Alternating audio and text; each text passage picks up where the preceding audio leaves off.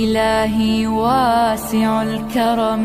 ورب البيت والحرم، إليك أتيت منكسرا منيبا أغبر القدم. إلهي واسع الكرم ورب البيت والحرم، إليك. عمر uu socday waxaa la yidhi ninka aqalka gala waa nin shaarib al-khamri khamrigu cab markaas Umar yidhi magaaladii Madiina khamri lagu cabaya sawniga dhintayma Umar aqalkiibu hor yimiday wuxuu arkay ninkii oo markaas islaantiis wax u shubayso qululubta ay wala soo hayaan markaas Umar aqalkii ku dhacay bal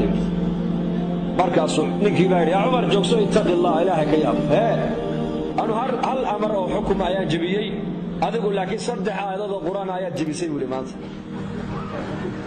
oo maxay waxa la yidhi wala tajassasu dadka muuminiinta kale walaalahooda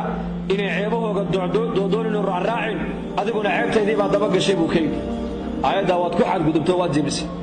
waatul bayuuta min abwaabiha baa la yidhi albaabada aqalada ka soo gala baa la yidhi adiguna albaabkii kama soo galin waad soo dhacday buu kaydi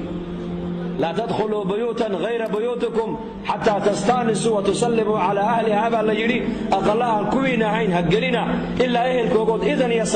صلاة رضيك قالتان مويان أذقنا سلانا إجماع قادين إذن إجماع يدسم بكير مركز سيدنا عمر بن الخطاب هو يبالي شب أفكار توقف صدي أيو كسب حياة قلبي maalin dambe Umar ninkii ka arkay isagoo xalaqada dhex fadhiya markaas uu yeeray wuxuu saddex aayadood oo quraanka ku taala inaan jabiyay umada maadii sheegtay anigu kuma sheegin waa ku asturay anigu be markaas saxaabigiina wuxuu yiri may ninkii muslimka ah wuxuu yiri may ya amiir al-mu'miniin hadal adigu ay asturtay aniguna waa ku asturo kuma sheegin buu keenay ya amiir al-mu'miniin bishaarayso maalintiiba anigana khamri igu dambayso waa ka toobad keenay